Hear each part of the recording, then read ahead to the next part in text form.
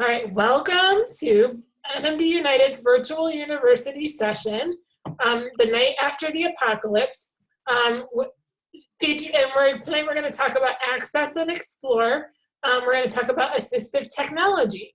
And our hosts tonight are Liz Persaud and Ben Jacobs. Yeah, I got it. And they're here they work, you work at Georgia Tech, right? Yes. And you'll tell me what your titles are and stuff, but they're kind of important and they know stuff, and they use a lot of assistive technology, and so that's why I asked them to be here tonight to talk about it. So that's that. So if you have any questions, go to participants in the bottom part of the screen, and then there's a feature that says raise your hand.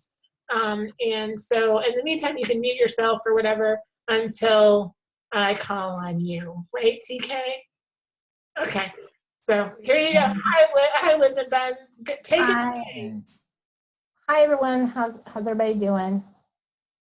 Awesome. We are so excited to be here. And thank you, Emily, for extending the invitation. We actually have a presentation, but we're just going to use it as notes. We just kind of want to be laid back and just have more of a conversation with you guys and help problem solve any questions that you guys have or anything like that. But we want to take a few minutes just to introduce ourselves and tell you a little bit about what we do and where we work.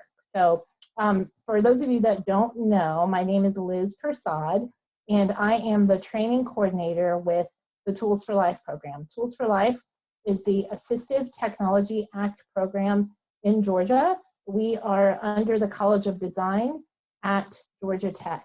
And so, Ben. My name's Ben Jacobs, and I'm the Accommodations Specialist at Tools for Life. Yep. So Tools for Life, for those of you that aren't familiar with Assistive Technology Act programs, it's important to know that every state in the country, as well as the 6 territories, has an Assistive Technology Act program. So no matter where you are, you'll be able to kind of just jump online, go to Google, search for your state ATAC program, and then you'll be able to connect with them to learn all sorts of things that they're doing in your state. In Georgia, and as well as the other programs in the country, we serve all ages, all disabilities. So even though we're housed at Georgia Institute of Technology, we work with little babies, which is awesome, all the way up to older aging adults, which is really cool as well. I remember one day specifically, we had a little 4-year-old come in, and he just wanted some help with apps to communicate on his iPad so he could just be cool in school.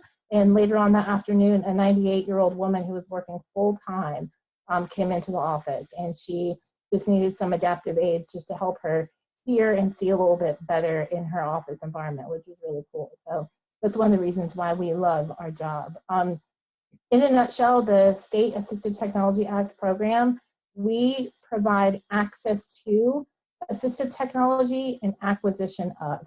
So in a nutshell, what that means is we just help people learn about assistive technology so they can make informed choices on their own. And then also funding, that's what the acquisition is. So we don't ever have a conversation or say, hey, wouldn't you like this Amazon Echo or maybe the Google Home, or here's a little bit more about the features of the iPad or the Android tablet, and then just kind of let that be it. We always talk about funding, and we always help people kind of figure out those resources on how they can pay for and acquire assistive technology. We don't sell any of the assistive technology.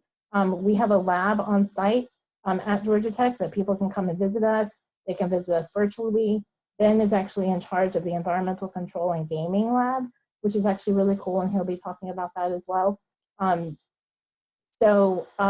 Again, we don't sell the equipment, but we just have upwards of 15,000 pieces of assistive technology in our inventory.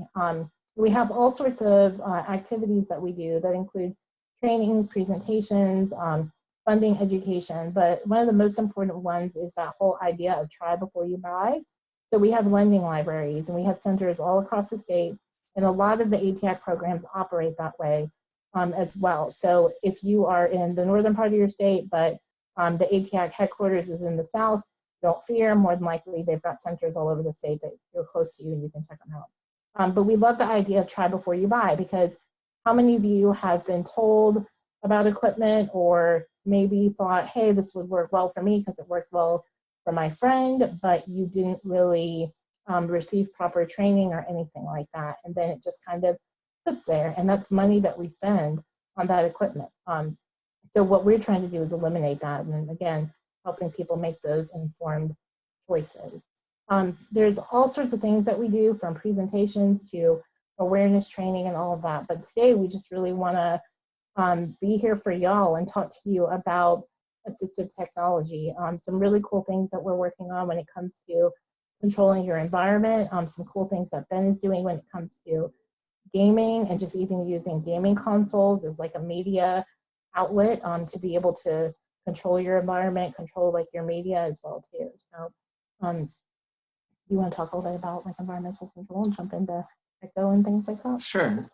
So environmental control is pretty much just being able to control your environment, really. It's whether it's lights or thermostat or your shades, the fan, even your personal security, like being able to control the locks on your doors in your house, being able to see when someone's coming to your front doorstep and deciding whether you want to grant them access or not. These are all like accomplished through various different interfaces. You can use like your voice. If you've got like a good strong voice and that's easy for you, you can control all of those things just using your voice. You can control them using a smartphone app. You can even set up your phone so that things happen automatically too, whether it's on a schedule or based on like when you arrive home. It can detect when you arrive home and have different things happening as a result of that. That's okay. I'm sorry? Oh, okay. But yeah, there are all sorts of different interfaces that you can use. Of course, you can still use standard light switches and things like that, but you can set up button switches on, if you use a wheelchair, you can set up a button switch for that to be able to control all sorts of things. So one of our favorite ways of showing how to do that is using the Amazon Echo. I'm not sure if you guys are familiar with the Amazon Echo, but just real briefly, it's a smart speaker that's always listening for commands. So when you say its name, you can issue a command and it'll carry it out.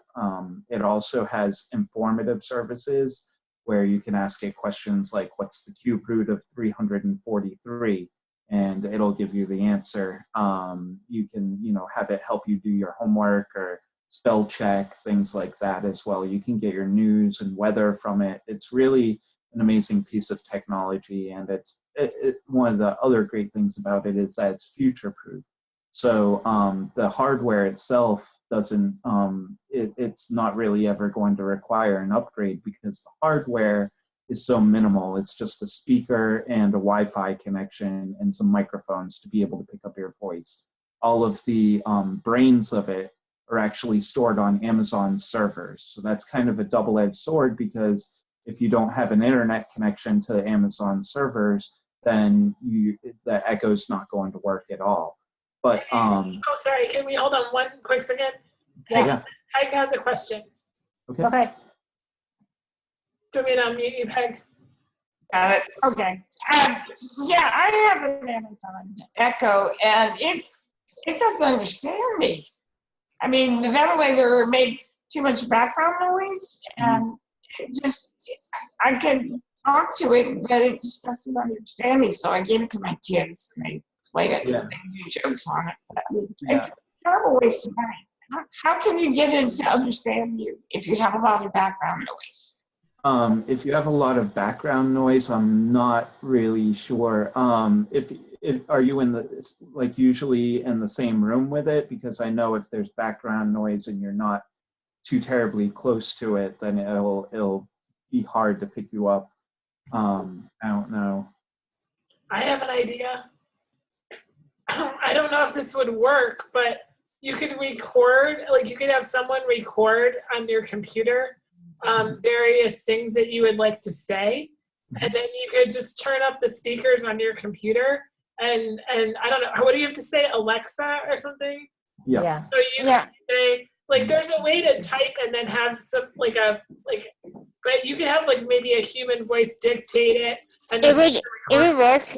It would work because I accidentally had that happen to me. I was setting up Amazon Fire, and I had that set up in my living room, and then in my bedroom I have an Amazon Echo, and one of the little like advertisements that Amazon Fire plays is an advertisement for Amazon Echo, Yeah. and it actually like reacted to the voice on the advertisement all the way in my bedroom, so that would totally work. Yeah, that happens all the time. Ben will be doing research and he'll pop up a video and then our echoes will go. And in fact, when you said her name, Emily, she turned on over there in the corners. But that definitely is a great like do-it-yourself solution to record some common phrases. Or like we have seen people using alternative communication devices, and it works very well with that. We actually have a video up on YouTube showing our boss's daughter Mira using an AAC device. So but again, like the Echo isn't necessarily going to work for everyone. Not everyone is as like able to clearly speak, and that is a requirement. But there are alternatives to the Echo, using just your smartphone as well. If you have the dexterity to do that, or if you already have a solution in place to use your smartphone, then that's all very easy to set up and to do. But yeah, I'm sorry. Sorry, Joey had his hand up, and I wanted to have, yes, he has a question too, so I just wanted, sorry to interrupt. Oh, you're good. No, that's perfect. Do you want me to unmute you, Joey, or do you want to do it yourself? I was just wondering if the Echo connected to Bluetooth. If you have like a Bluetooth headset. Yeah, the Echo does connect to Bluetooth, although I don't believe that you can issue voice commands over the Bluetooth. I think it's just primarily for playing media. So if you wanted to connect your phone to it to play music or something like that, then you'd be able to do that. But as far as like actually issuing commands, it uses the so the microphones that are in it, it's actually got 7 microphones that work in an array. They all work together to try to recognize you. And they're what's called far field microphones. So they're made to, at a large distance, still be able to recognize you. I would encourage people to try it out definitely before they buy it. The full-size Echo is $180. It comes with a 360-degree speaker. That's the one big feature to the full-size Echo. But they have another smaller Echo which doesn't have the speaker. It still has all the same functionality. It has a small speaker built into it, but it's not going to be the same robust sound that you get out of the 360-degree speaker. It's only $50 for that's called the Amazon Echo Dot. So it has all the same functionality. You can connect your own speaker to it as well, like using the auxiliary cable, or the headphone cable that you can connect your device to. You can use that to connect the Dot to a speaker system if you have one already. Liz actually has that same setup right here in her office using a Bose iPhone dock that I got her quite a few years ago. It's still a 30-pin connector, so she doesn't use it anymore, but now that we have the Dot and the auxiliary cable, she's been using it an awful lot and really enjoying it. Cool. And so do you need multiple, sorry, Joe has a question, and I had a question before Joe. Do you need multiple dots to put around your house? Or like, do you need one for every room, or will one be satisfied? Like, will you be able to just use one throughout the whole house, or so as far as like, if you're talking about like controlling the environment, and like if you want lights throughout your house, one Echo can control all of those lights. However, if you're issuing voice commands, you would probably have to be in the same room as the Echo for it to pick you up. So having multiple dots is probably like a good way to go if you want full home coverage to be able to be in the living room and issue commands, or if you want to be in your bedroom and issue commands. And actually, I think Amazon is running a program right now, a special, where if you buy 5 dots, then you get 1 free. I know that's still quite an investment. It's $250 to get 6 of them, but you're getting 1 free, and you can do, if you're looking at doing full home coverage, then that's a good way to go. Yeah, in comparison to environmental control solutions that are out there that are, you know, from manufacturers that are just creating environmental control, like, you know, we've worked with people that are spending like thousands of dollars on that, you know, upwards of 10, 15,000. And now we've got this incredible technology that, yeah, I mean, 6 dots is $250, but I'd rather put that down than, you know, or work with getting funding to help with that than spend thousands of dollars, you know. Right. Plus, I can do cool things like listen to music and get news and, you know, have Right. jokes. And Now, here's the question. Well, Joe has a question. I think he still has a question, and then TK has a question after Joe. Right? Sure. Okay. And yeah, and so Joe, do you want me to unmute you, Joe? I got it. Okay. Oh, 1 second. I got chihuahuas barking. Oh yeah. My question is already answered. It was about the dot. So the answer. Yeah. Okay. Thank you. All right, TK, you're up.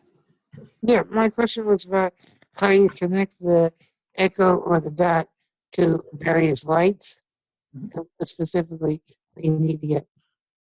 Yeah. So the Echo is actually compatible with several different brands when it comes to lights and how you control them. The way we have it in our house and the way we show it at Georgia Tech is using the Philips Hue light bulbs. They're Wi-Fi connected light bulbs that you can put into any standard light bulb socket. So it can be your lamp, it can be an overhead light, like in your fan, like ceiling fan light fixture, any place that takes a regular light bulb, you can put these in. And then it's very easy to connect. You put the light bulb in, you do have to have a Philips Hue bridge, which is like the hub that controls all of those lights. And connecting that to your Echo is as easy as saying Echo discover devices, and then it'll go ahead and go through and find those light bulbs, and then you can set up names for them. You can set up groups as well, so you can say something like turn off the bedroom and it will shut off all your bedroom lights. Watch out, be careful. Or you could say turn off the dresser and it'll just do that one light. There are 2 different types of Philips Hue bulbs, really. There's the white ones, which they're able to be dimmed and show different shades of white. But there's also ones that show 16 million different colors. So if you're into setting a certain mood or something like that, or if you want like me. Yeah. I'm like, hey, Ben, I can't wait for you to come home. Yeah. at work sometimes in my office, I have a big screen TV in there, and I'll put on a live feed of the International Space Station on YouTube up on there, and I'll set my Hue lights in there to be like a nice blue color, and it just is really kind of soothing and relaxing. Hi, Natalie, nice to see you. Glad you're here. Sorry, what? Oh, just saying nice to see you. Glad you're here. Hi. Yeah, this is Liz and Ben. They're presenting. We're talking about the Echo and the controlling like lights. So how much? Anyway, as a follow-up, is there, rather than buying the Wi-Fi lights, is there a way that you could get like a piece that would go between an older light and the wall? It would be like you plug the thing in so that it would be simply a matter of on and off, So really it would be more about a switch. Mhm. Uh, I'm not quite sure I understood the question. I got that you were talking about putting it into an elevator. No. I said rather than buying the lights Uh, themselves, yeah. is there a piece that could go in the socket Oh, that goes into the wall? So that would simply turn an existing light on or off. absolutely. So Okay. there are other brands out there that are like that. Philips doesn't have an item like that, but there are other brands out there. Insteon is a really popular one that's been around in environmental control for a long time. You can get what's called a lamp module, and they're really inexpensive. And this is something that you can plug into your wall outlet, and then you plug your lamp into this module. And then that allows it to be controlled using the Echo or however you want, like using a smart device or whatever the case may be. Okay. And one last final thing.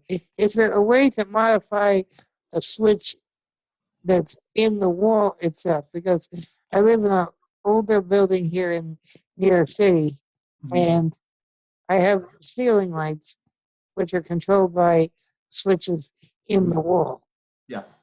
So is there a way you could like take out the existing switch and then have that there as well in the wall? Yes, absolutely. Again, there's the Insteon is a good way to go for that. They do have wall switches that you can put in there, and then you have the functionality of not only being able to use the switch to turn your lights on and off, but also still using your voice and the smart controls and all of that. That's perfect. That's perfect. Yeah. Yeah. Maybe when we're done, a list of products might be posted somewhere. Sure. Absolutely. I can put one together and give it to Emily, and then I'm sure she can disseminate that information to you. Thank guys. you very much. Yeah, and what is the budget for that? Like, let's say you had, well, like right now, I have the old school, you probably remember this guy, the Mr. Yeah. Switch it on and off, right? Hey, like, It works, it works, That's right. It's Yeah. good. but yeah, this is like, I have these all over my house. And I spent a fair amount of money on Amazon, but not like that much. And they're a little bit bulky, but this switch is pretty easy for me to hit. And I don't have a lot of issues with it. I'm trying to decide, do I want to, and also I've been buying all these like fancy light bulbs and replacing all my light bulbs in my house with like the new ones that last 20 years. So I'm trying to decide, do I go through, ditch all of the light bulbs, you know, and then replace them with this, with the Echo, or if I should just stick with what's working. Do you know what I mean? Like, right. So yeah, it's your own personal choice. Whatever solution works best for you is always what we advocate at Tools for Life. Although I will say that the Philips Hue light bulbs, the white ones, are really actually inexpensive. They're LED bulbs. They're just as bright as incandescents, and they're on the same range as any other LED bulb you might get. Right now at Best Buy, I think they sell individual white LED Philips Hue smart light bulbs for, I think it's $13 a piece right now. So it's really inexpensive. And these bulbs, they use, because they're LED, they use very low energy. Even when they're on all day, it's very low energy. So your power bill, you're going to see savings coming in on that. And then also they are rated to last 20 to 30 years. So it's not like you're going to have to replace them very often. we could put together like a shopping list for Amazon. Like, couldn't we get some kind of like gift list together that people could theoretically like link to a gift list with all the products on it that we could like just share with people in the group? Yeah, absolutely. Is that something we could do? I think that would work. Is that what my goal is that if people do enjoy the session and decide to purchase some items, that they will donate to NMD United through Amazon Smile, and then that will help us, if we're that'll kind of help us on the donation end as well. So so Christmas list sounds like the Echo's definitely on it, and the Dot isn't too bad either because it's cheaper. You're just not going to get that like boom boom speaker sound, Yep. right? And then you need the light bulbs, and then you said you needed another. So the light bulbs don't work on their own. They have to have a hub that they communicate with. Okay. It's called a Philips Hue hub. You can find starter kits out there that come with the hub and a couple of lights as well. So that's usually a good way to go. You can get a discount off from that, you know, as opposed to going out and buying them individually. Okay. So yeah, I can definitely put all those recommended products together for you guys and share that with you. Well, that's cool. All right, and then another thing that the Amazon Echo does is it can control like door locks and temperature and stuff like that as well. Yeah. So the environmental controls, all of their partners in that are always expanding. They're more and more people are jumping on and setting it up so that the Echo is compatible. Right now, you can use Nest Smart Thermostat, the Google Nest Smart Thermostat you can control using the Echo. There's several other thermostats out there that are also compatible. Echo Bee is one of them. And then, like I said before, the Insteon, that brand, they've been around in the environmental control game for quite a while, and they have all sorts of great products out there that are compatible with the Amazon Echo. You can do blinds, you can do locks like you had mentioned. At work, I have a Schlag, I think is how you, Schlag, smart lock. So it's got a pin, like a keypad on it that you can put a pin in if you want.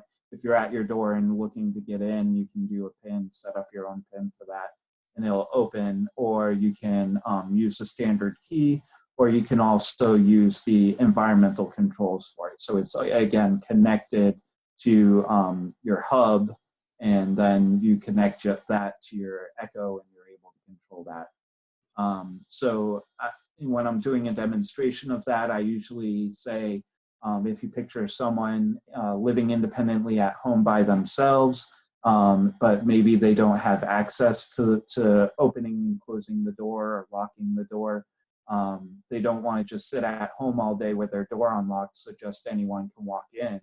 But if they were to put a security camera at the front door, they can, when someone knocks on the door or rings the doorbell, they can see who it is and then just simply say, unlock the door, and it'll let the person in. Again, like I can put all of these products out there. The Schlag lock is actually pretty expensive. It's $180 for the one that I demonstrate, but there are other ones that are out there that are just as good. Ring is a company that's been dealing with locking and unlocking your door in a smart way, and they're not quite as expensive as the solution that I use at the office. Okay. Well, thank you. And Margaret has her hand up, or I need to know, is it Peg or Margaret? Peg. Yeah, Margaret is official. I don't always answer to it. Okay, I just wanted to ask one more thing. Just not now, if it doesn't fit, but sometime. Could you address voice commands for the smartphone and the tablets? I mean, if you can't use your hands, how could you use a smartphone? Right. So one of the great things, just recently, I think a few months ago, Google was doing a beta for an application called Voice Access. And this is an application that Google is developing themselves. And I was able to get my hands on that beta of the app. And what it does is it really makes it so that your phone is completely accessible using only your voice. So any like gesture you wanted to do on your phone, you can do it with your voice. Any tap or anything like that, you can do it with your voice. Now, like I said, it's in beta. I imagine that in the future that they're going to add that into the actual OS of their Android phones as an accessibility feature. So that's something to look forward to for sure. But in the meantime, Android only? that one is Android, yes. The Because voice. you have to buy the Google phone in order to use it, right? Well, no. No, it should, like, I imagine that eventually it's going to be any phone that's running Android. It doesn't have to be the new Pixel that came out that Google made. It can be any phone running the Android operating system. I'm sorry? A Note 5, the Galaxy Note 5? Yeah, eventually I imagine that it would come to that. The voice access beta is available. I can see if I can add that onto the list as well, a link to download that for anyone that's using an Android phone so that they can try it out themselves. Again, it's in beta, so it's not like a finished product. There are bugs in it still and stuff like that, but it's something that maybe if you're into just looking what's on the horizon, you could check it out. I'm sorry, did you say it works on the tablet as well? Yeah, tablets, any Android tablet. Yeah. And then for iOS, Liz is our resident Apple person here at the house, so I'm more of an Android guy. But for iOS, Liz would be able to talk better about that. Yeah. So unfortunately, with Apple, you're still, unless your phone is plugged in, or unless you have the newer phone where you can just say, "Hey Siri," you are stuck. You're stuck. You don't have the ability to just use your voice. So sometimes if I know I'm going to be at my desk for a long time, I'll just keep my phone plugged in. I still have an iPhone 6, and then that way I can use my voice. I turn off the auto lock portion of my screen, so I don't have to touch my phone. So if somebody texts me, I can just say, "Hey Siri, read new text," and then she'll, have that conversation with me of, "Do you want to reply?" or, things like that. So that's a way to do it. But again, if you don't have the newest iPhone, you're not able to do that. But that still limits you. Like, you're not able to hang up a phone call. Often if I'm not touching my phone and I call someone and then the phone disconnects, or we end the conversation, I just stay quiet and hopefully stay quiet. They hang up and I'm like, okay, hopefully it'll disconnect. So that kind of stinks in itself, as well. But yeah, so you do have the option of, "Hey Siri," and using your voice for a few things, on the phone. Real quick, just a question about Siri. When you're not able to answer the phone, can you tell it to pick up a call? Not currently, no. You're not able to do that right now. Okay. I was wondering, as I was looking for that feature, like if I'm in the car driving or whatever, I have it set so it automatically answers at speaker. So like no matter what I'm doing, it just switches to speaker. I don't do anything where I have to hold it up to my ear. But I can't get it to answer the phone when people are calling me. So I was wondering if I was doing something wrong or if that's just how it is. TK has a question, and then Joey has a question.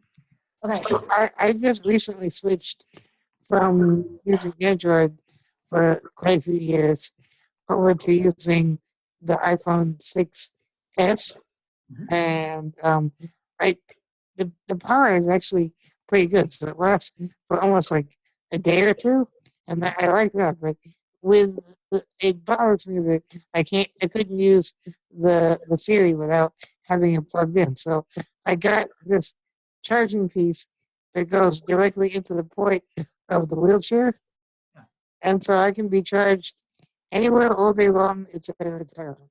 So that's one way around the limitations of Siri.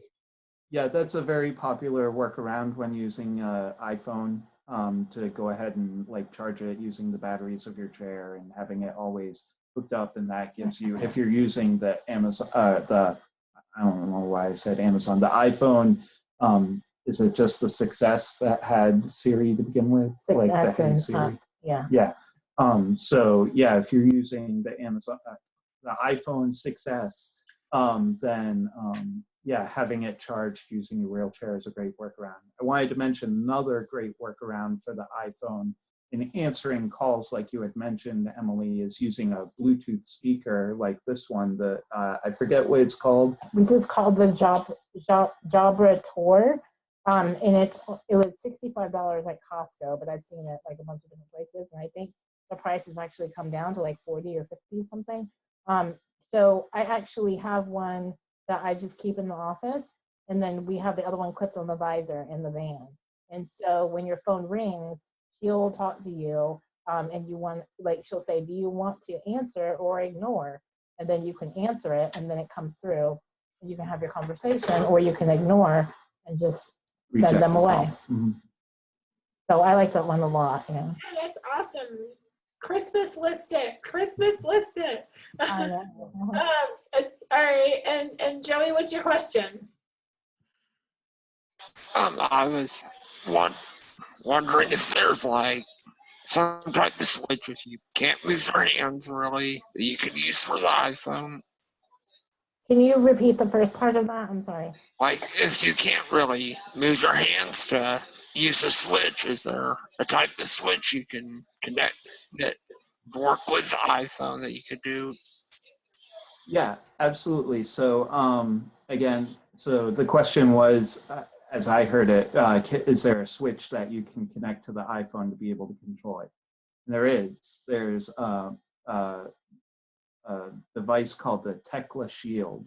It's TECLA Shield. And you connect this to your iPhone wirelessly. Again, it uses Bluetooth. And then you connect whatever button switches you want to it, to the Tekla Shield. And then you can use those buttons to do what's called scan access. So it'll select the first thing available on the screen and then the next thing, and you can select what you actually want to tap using your button doing that. And That's exactly what I'm using right now. Yeah. How do you like it, TK? Does it work well for you? It's been great for me. It was really, really good. I got the iPhone originally a year and a half ago, and I just didn't have it set up right, and it was completely exasperating. So I went back to the Android for another year or two, for another year and a half, and then a couple of my friends were really pestering me and twisting my arm to get the iPhone, and because the Tekla doesn't work great with the Android. It's I mean, there's a lot of customization that you can do with Android, but it's not perfect for everything. And the same way that the iPhone is not perfect for everything. So it seems that the Tekla works better with the iPhone. And you can have independent switches that go right into the Tekla, or you can connect it to the wheelchair through the ECU port. And so I control the Tekla using the fiber optic switches that I also drive the wheelchair with. So it's pretty good. Good. Great. Yeah, you actually brought up one good thing. When you're looking at what phone you want to use, I advocate, again, whatever works best for the person. Apple and Google come from two different schools of philosophy. Apple, they try to make the one device that's best for everyone all around. It's what's called universal design. So they're trying to make their devices so that they're great, like universally, like anyone can use it how they need to. The problem with that is that the iPhone is great. It has a lot of great features, but it's not necessarily going to work for everyone. And if it doesn't work for you, then I'm sorry, you're just out of luck. But with Android, their philosophy is more open source and being able to customize the phone to your needs. So out of the box, it might not be the best thing for you, but you're able to create it however, you're able to change it however best suits your needs. In fact, you can actually, I've seen people get their Android phone and then they make it look and act exactly like an iPhone. You can do all the same icons, all the same features, all of that. You can have it emulate an iPhone almost perfect. And we've often like advocated for those folks that are iPhone users to keep their phone if they really like it. Android has such a range of different tablets out there. I think the last count was upwards of 18,000 varieties of Android devices out there. So you're really, you know, with Apple, you've got your iPhone, now it's like 6, 7, then you've got, you know, different iPads, and then that's pretty much it. With Android, like I said, 18,000 different types of Android devices out there. So you can have a really small Android device, you can have a medium size, you can have a really big one, you can have a lightweight one, a heavy one. So what we've advocated for those people that really want their iPhone, they want to stick with their iPhone, but they want to be able to have a little extra special features to control the environment, is a lot of those Android tablets are so inexpensive now. You can get some, I've seen them for like 30, 40, 50, you know, bucks. And then that way you can still have that device. I got one for like 25. Exactly, yeah. And so keep something like that in your home and use that to even control your environment or to control certain, you know, aspects of your environment. So one of the things that we really encourage people to do when we are working with them is not to get hung up on just using one type of assistive technology or one type of, you know, one device throughout the day. When I do my formal presentations, I tell people that I use upwards of 27 to 32 pieces of assistive technology every single day. And yeah, that's detailed things, but that's from the time I get up to the time I go back to bed. And it's important. It takes a lot of practice, and it's something that I am still actively working on as my body changes and as, you know, things happen and you're just trying to figure out what's the next best step, is paying attention to your energy levels throughout the day. So I've gotten pretty good at knowing that I'm not a morning person. I can do late morning, afternoon, and sometimes I really get a good spurt of energy like an early evening. And so I'm able, and I'm very lucky to be able to have the ability to flex all of that with my job, but I can take big breaks, or I know that maybe after lunch, because I'm an eater, and that, you know, I'm tired because I've been chewing or whatever, and I've been chatting with people, you know, for lunch, that maybe after the lunch break, I use some software that reads to me. So if I've got research to do, or if I need to, you know, just listen to some different articles and pull things together, then it's about managing that time and managing your energy levels. And so for me, I've got that time dedicated to just tilt my chair back, relax, still get work done, but it's in a relaxing way. And so those are different technologies that I would use during that time versus when I'm accomplishing something else later on in the evening or early morning. So I just want to talk about, there's a discussion going on in the chat Okay. about jailbreaking iOS stuff, and Court was saying that she's done it and it feels pretty good to do. She hasn't had any issues, and that she can, you know, take the jailbreak off and it won't hurt like your insurance and stuff. Do you guys know a lot of people that jailbreak? I know that there are people out there that jailbreak their phones and they've had good success with it, but I also know many people that have tried to jailbreak their phone and then they wind up having a really expensive break. So I wouldn't necessarily recommend it to any given person as a good solution, but if you're tech savvy and you want to get a little bit more out of your iPhone, then there are tutorials out there that will help you out on how to jailbreak your phone. Gotcha. Peg has a question again. Yes, it was exactly about that, tutorials. Can you tell us where we can find tutorials on how to get these things to work as assistive devices? To get like the voice commands and these special adaptations. Are there tutorials or places we can go to get help to learn how to use these devices as assistive devices? Yeah, we often, so really and truly, Google and YouTube. We will go online and we will just YouTube how to do certain things, and the more research you do, the more you kind of get in there.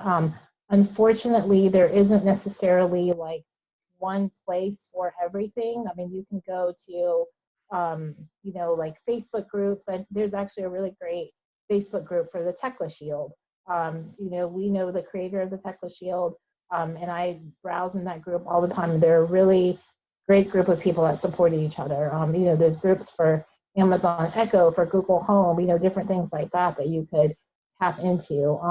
As far as one place to get it all, like I so wish that that existed, but it's a huge undertaking, and it's kind of hard to really to pinpoint that. There's lots of different resources out there, but again, you know, depending on where you are, connecting with your assistive technology program.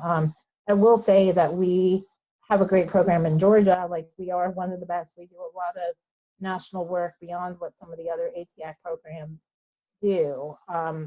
So it would depend if they have an AT specialist, you know, on their team that has really dived, you know, deep into working on mobile devices and tablets and things. I will say that on Android, the newer Android devices, voice control is already a little bit built in. It's what's called, well, now they're calling it the Google Assistant, but previously on the technology that's out there right now, like on my, I have a Samsung Galaxy S6. On that phone, you can set it up so that when you say, "Okay, Google," it will hear you on any screen that you're on, and then you can issue a command to it. It's built in. You just have to turn the option on in the settings.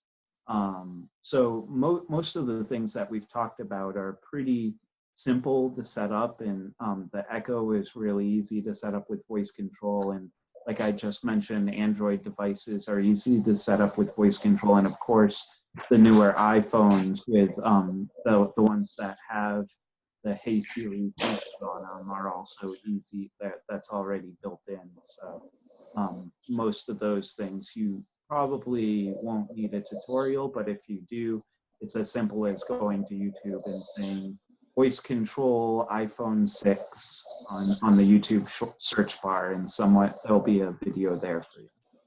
Could you go back a second? I'm sorry. You mentioned the beta version earlier in this conversation, and now you just mentioned Google Assistant. What's the difference? Okay, so the voice access beta that I was talking about earlier is something that will allow you to control your phone on the level of taps and gestures. So you can actually emulate a tap or a gesture or like a swipe or something like that using your voice, using the voice access. Now, the Google Assistant and being able to say, "Okay, Google," and having it hear you, it has a much more limited feature set. You can say things like, "Open this app," or you can say, "Go to YouTube," or text Liz and then give it the message. Or it's a smaller subset of things. You can't actually control your phone, but you can still issue commands. And how can we get that beta version? Like I said, if it's available, I'm not sure that it's still available, but if it is, I'll be sure to include a link to the app when I send Emily the resources for this presentation. Thank you. Mm-hmm. So Natalie, do you got any questions for us? And Court, do you have any questions? You guys are kind of new to the party, so any things that are just I'm wondering about people who don't have the best vocal capabilities or like can't use their voice to control things. So what are the alternatives without like fingers and stuff? Yeah. Yeah, so a lot of the environmental controls that we were talking about often come with an app themselves on your phone. Being able to, you would just need to download that app, and then if you have access to your phone, then you'd be able to control your environment through your phone. There's also, there are some environmental control products out there that have computer access too. So you can just go to your computer and either open a program to control the devices in your environment, or you can go to a website and control those devices as well. We talked about that just a little bit earlier when Peg was talking about using the Echo with the background noise and everything. So one of the things, and Emily brought this up, and again, it's something that we've worked with folks with, is just using like a communication device or even downloading an app that's a communication device. And so if you are, you know, maybe at the end of the day feeling winded, or if somebody just doesn't have the ability to verbally communicate, you could have pre-stored messages in that app. And so that way, when you use that app or that communication device to give the command, Echo or any other environmental control unit would be able to recognize that command. Yeah, one of the things that I often like to talk about regarding several different solutions, not just environmental control, but other things throughout life, I feel like it's important to have various layers of interface. So being able to control something in several different ways, not always just with your voice, but sometimes like manually, like being able to, if it's a light, being able to control the light using a switch or a button or your phone or your computer or voice access. Because as Liz had mentioned a second ago, throughout the day, people have varying ability levels.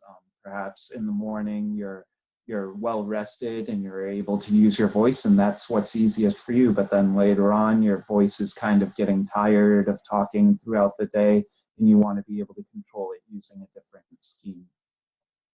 Yeah, and I mean, for me, I notice in the evening when I'm sitting in bed and we're kind of unwinding and I want to turn the lights off, that's my way of getting settled.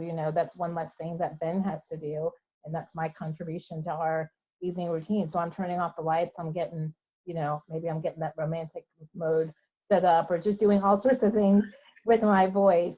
But I do find by the end of the day, like sometimes I sound like a prepubescent boy because I am worn out. So, it comes off, Echo doesn't necessarily recognize me, or I'll just have to be mindful of background noise, mute the TV, make sure there's not a bunch of things going on, and make sure it's more quiet, just being thoughtful of those aspects of it. So yeah, here in our bedroom, well, we're not in our bedroom right now, but upstairs in our bedroom, we have it set up so that we can use our voice to control any of the lights in the room. We can use, I actually got, it's like a little remote that very similar to the one that you use, Emily, that has a magnet on the back of it, and it actually is like a wall, like it almost looks like a wall switch when it's on the wall.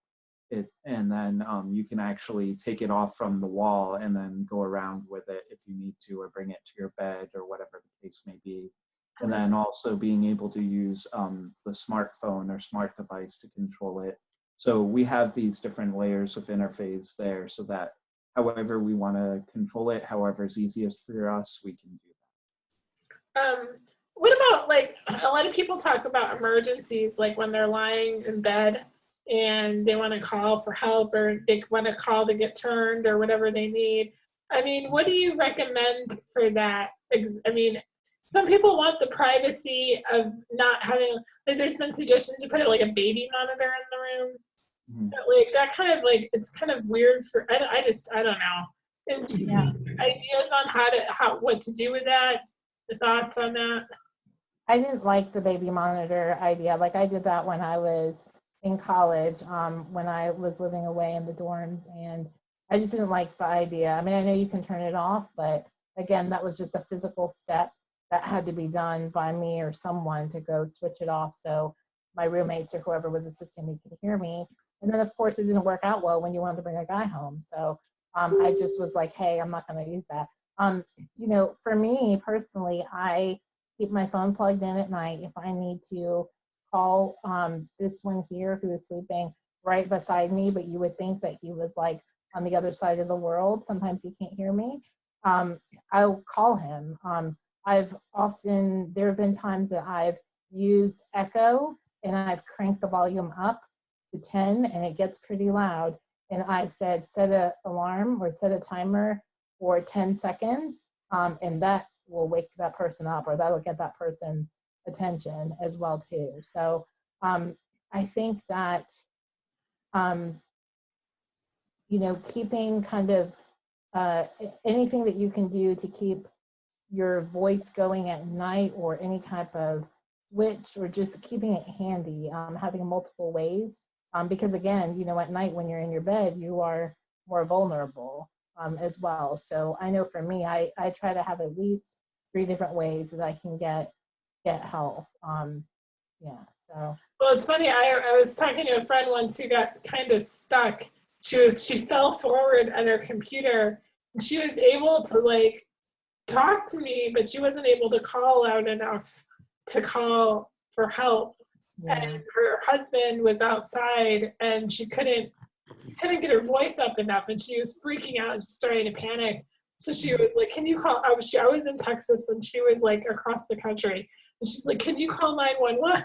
And I was like, I guess, sure. But anyway, but then she figured out while she was waiting for the ambulance that if she recorded her voice on the computer and then turned up the volume on her computer as loud as it went, she had super boomy speakers, and was able to do that and stuff.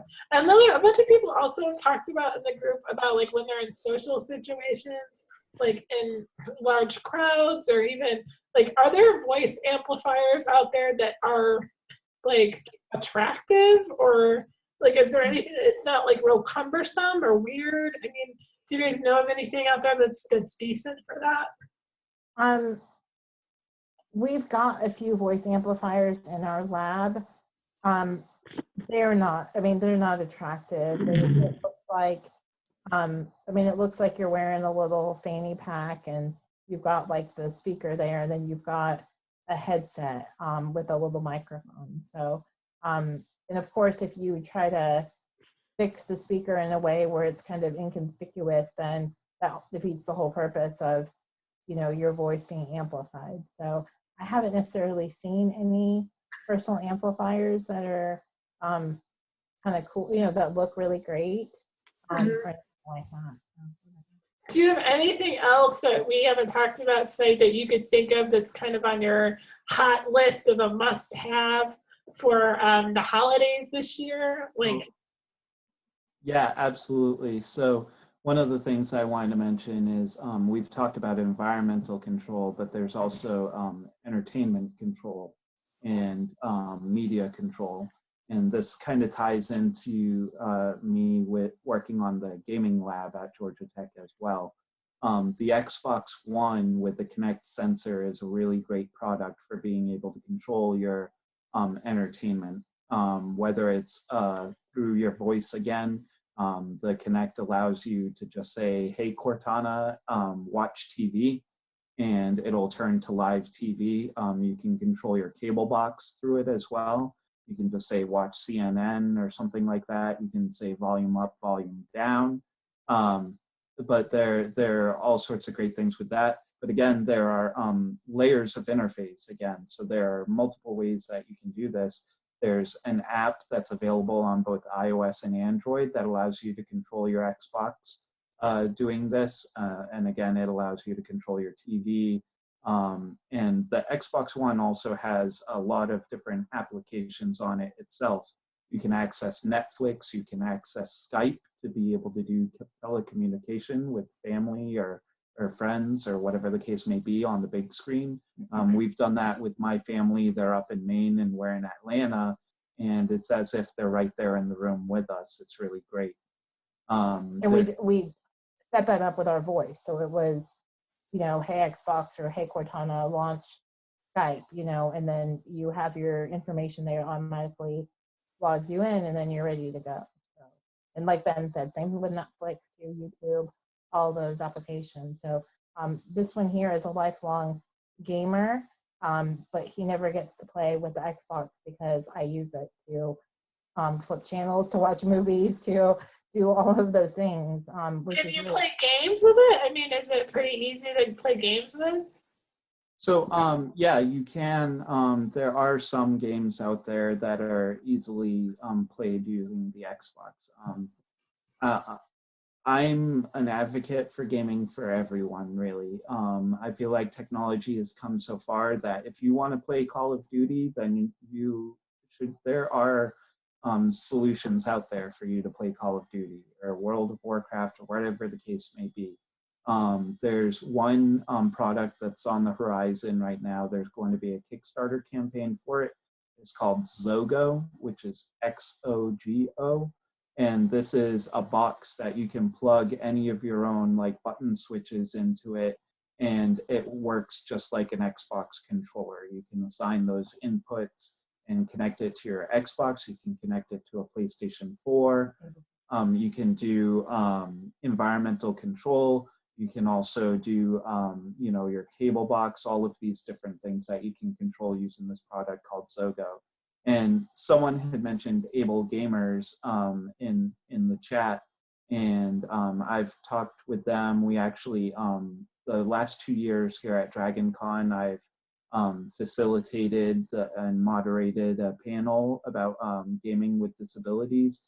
And Mark Barley, who is one of the founders of Able Gamers, came out and spoke on that panel. They're a great resource as well for looking at different technologies that are available for gaming. Definitely check them out. What is your experience with Second Life? Do you have much experience with Second Life? And do you feel like it would be like what? Like I know that PEG has a program going on right at where you are. I tried using it, but I was just not feeling like I could figure it out. Have you guys ever used it? What are your thoughts? I personally have not played Second Life. I'm more of a first-person shooter kind of guy, or maybe like sports games or skating games, stuff like that. The role-playing games, there are some that I play, but the massively multiplayer online games like World of Warcraft and Second Life and EverQuest, I don't have a whole lot of experience with that, unfortunately. If I can speak up for just a second, Second Life isn't really a game, it's just a venue. Right. I mean, you go there to socialize with people. I mean, we have group meetings up there all the time. I've never actually played a game or No, done I didn't anything. mean it like that. But I kind of just said that, like, I tried going on Second Life and meeting my friend in there, and we were like, we didn't know what the hell we were doing.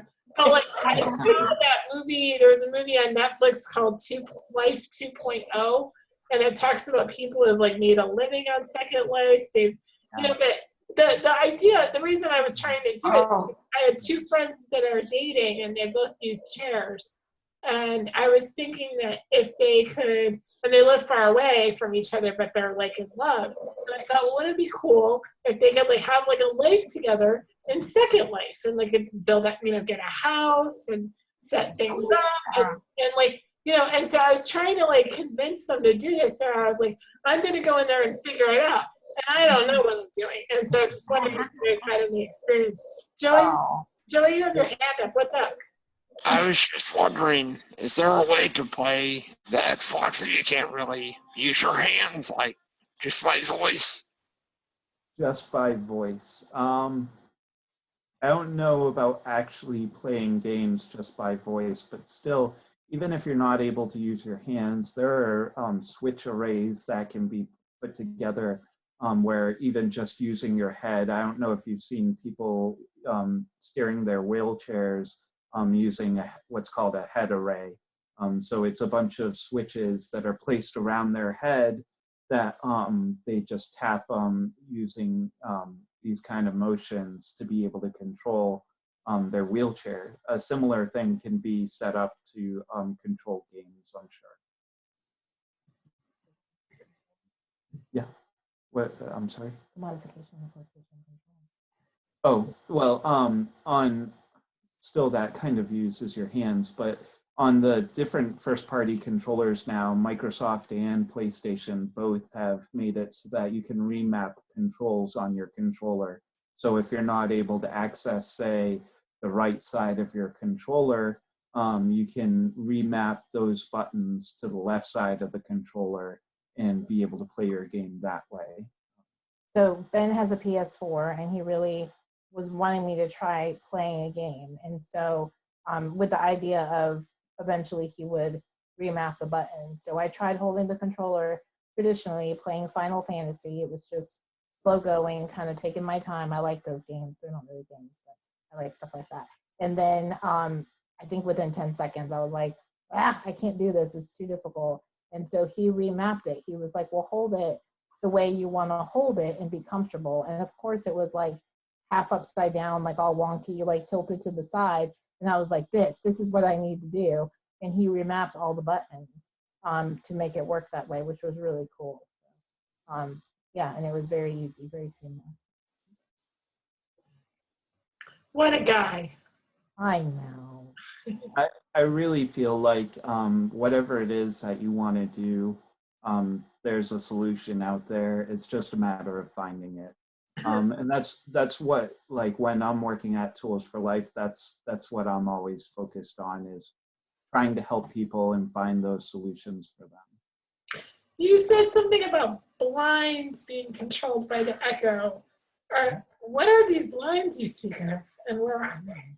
So again, it's there are Insteon modules that you can hook up to your blinds, and it can control, like, if they're tilted, like open this way, or also if they're raised or lowered. They can be used for the vertical blinds as well. But again, it's just real simple, just going out and buying the module and then coming back, and it takes a little bit of know-how when it comes to wiring. You do have to, it's a motor and you have to wire it into a power source and all of that. But it's still pretty simple. If you have a handyman around the house, then they should be able to handle it. That's very cool. And anything else on the Christmas list? Anything else? There's a really cool mouse called the Heated Mouse that you can get on Amazon. I think it's inexpensive, like probably no more than $30. And I'm just saying that because I'm just kind of reaching out there. But anyway, you plug it in via USB and it warms your hands up, which is really cool. So it's mainly advertised for folks with MS and arthritis, but I mean, just like all of us, like, I get super cold and I can't move my fingers, and sometimes, like, it takes a while. Like, when we get into the office, I kind of feel like, oh gosh, it takes upwards of an hour sometimes for me to de-thaw, or to thaw out. So yeah, the Heated Mouse is pretty cool. So how much is it? I don't know off the top of my head, but hang on, Ben's looking it up. It's inexpensive. It's not much. Is it an Amazon thing, or you have to order it through a certain dealer? It's on Amazon. Yeah? Yeah. Mm. I know. And that's one of the cool things that, again, we touched on earlier, is that even a lot of the technology that we have in our lab at Georgia Tech, so much of it is mainstream. And that's one of the cool things about Ben's job, is that he looks at mainstream technologies and what aspects of it can really benefit people with disabilities. So a lot of these things you can get on Amazon and things like that. So go ahead. There's at least one mouse, one heated mouse out there on Amazon that's only $20. So there's a whole bunch of them out there. Yeah, they're really great. That's really cool. So you just go, like, Amazon search for heated mouse. Yep. Mm-hmm. Oh, any other warming ideas? Like, what do you guys use for driving your wheelchairs? Do you have anything? Like, I know they have, like, heaters that, like, heat your hand as you're driving, you know? But do they have anything else out there that might work, or? I use Sip and Puff to control mine. Like your what? My wheelchair. Oh yeah, your wheelchair. But I'm talking about for the cold. Oh, sorry. No, that's fine. But for the cold-handed people that can't drive their chairs after a while, as you get all frozen, do you have any? Are there any warmers or anything out there that would help solve that, or? I mean, aside from maybe a good pair of gloves and maybe a heating pad, like their hunters often use those little the warming pads. The warming, yeah. like little gel packet things that warm up. Nothing like amazing as far as like in the tech world to warm you up like that. They do have those like warming pads for USB now too, though. Yeah. Right.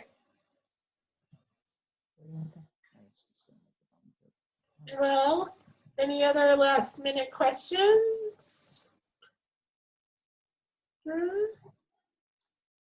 It's been a long day. Yes. Many of us are very sad. But I really appreciate you guys coming out and not hiding like I want to do. So I really appreciate you coming out and kind of giving us a distraction for like an hour, telling us about some fun stuff that we can get, to play with. And if you guys think of anything or something cool comes up, please don't hesitate to share and explain how it all works. And if you wouldn't mind sharing your PowerPoint with me, I will, or like uploading it to the event page or whatever. I don't know. Just let me know, and we'll do it. And thanks, guys, for coming and asking good questions. And you guys are awesome. And I wish you were here. So we were there too. I just want to say two things. First, Joey, I saw your question about a good headset for voice recognition. The one that I use is called Andrea Plantronics, and I don't know the proper name, but it's on Amazon. It's like $35, and it's so again, you just want to go to Amazon and Google Andrea Plantronics, and it's a really good, inexpensive headset. So much that I have multiple. I keep one on me, like in the bag on the back of my chair. I keep one at my home office, and I keep one at work too. If it gets some wear and tear in the wire, but luckily it's inexpensive to replace. Are you saying Andrea, like the woman's name? Yes. Yep, Andrea Electronics. So electronics or plantronics? If you just look up Andrea Plantronics or I'm sorry, Andrea Electronics. They have like USB headsets. They have all sorts of great things out there. But yeah, it's ANDREA. Yeah. And then the other thing I just wanted to say, Emily, is that we are more than happy to do a talk like this again, just focus on like other types of assistive technology. So let's say folks wanted to, hear more about apps or, I don't know, just whatever category, so there's so much out there that we could, there is. Yeah, it gets I can go on and on, and it's funny because I think I would have had more questions if I would have spent a little bit less time crying about Trump and more time preparing. Yeah. I do, what just out of curiosity, when you said you have your books read to you sometimes, what application do you use for reading? So for me specifically, so the good thing is that you can have, there are apps for free that can read to you. But what are the best ones that you find that aren't so robotic sounding? I have a Well, real hard time listening to things. Yeah, I do too. So I have software called Read and Write Gold or Text Help. It's a whole suite, and it's mainly, it's expensive. So I do have it through work. So I find that some of those types of software that it's a little bit more money, that's when you get the voices to be a little bit more human and not so synthetic. So the Read and Write Gold or Text Help is a study skills software package. So a lot of students use it. And then of course, the work that we do, even within the post-secondary setting, but it does have that one feature that can read back out to you. And I've set the pitch and the tone and, all of that, and I'm able to adjust the voice to something that I like. I wanted to mention also that Amazon has a service called Audible audiobooks, which you can like $10 or $15 a month, but that gets you 3 audiobooks a month, and those are narrated by you know, voice actors, regular actors, the authors, and that's just a straight recording of the person reading the book. So that's very, yeah, I think it's great. Excellent. And can I ask, are you connected with the wireless RERC at Georgia Tech? Yes, I actually was just written into a grant that we're working on with them. So, so yes, we work very closely with them. They are just pretty much just right down the road. So yeah, Okay. yeah, we work really well with them. Chances Also, are, there's a doing robotics with drummers. Yes, yeah, it's pretty cool. Yeah, we'll have to get the video and share it in the group. But yeah, it's pretty incredible. There's a gentleman that he's a double amputee, and he is an incredible drummer and using all that robotic stuff, which is pretty awesome. Yeah. So there's what we're gonna say. Cool I was stuff's just going happening. to say, if there's a program out there that's here in Georgia, then the chances are we probably work with them. Yeah, especially when it comes to robotics and things like that. Yeah. So. Well, thank you for spending time with us and answering all our questions. I enjoyed it. Thank you. Yeah, absolutely. We're happy to For be your here. time. Thank you. Thank you for the invitation, and You were the highlight of the day. thank you so much. We really appreciate that. Yeah. All right. Good night, you guys. Good night. And I thank you, Emily. Thanks so much. Bye, everybody. Our next session will be in a couple of weeks, and I don't have a speaker yet for it. So, yeah, I'll get it together. I just have to stop crying. So, Don't take heart. The I revolution will continue. hope. All right, take care, you guys. All right. All right, Good bye. night. Bye. Bye.